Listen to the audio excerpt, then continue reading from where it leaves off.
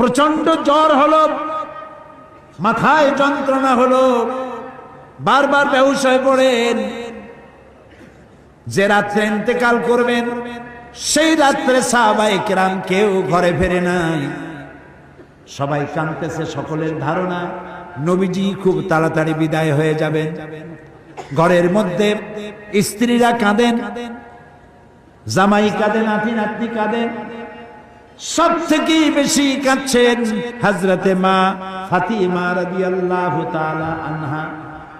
রাসূলুল্লাহর হুশ এলো, হযরত ফাতেমার কান্না দেখে কাছে ইশারা করে ডাকলেন, কানে কানে কি যেন বললেন। হযরত ফাতেমার কান্না বন্ধ হয়ে গেল।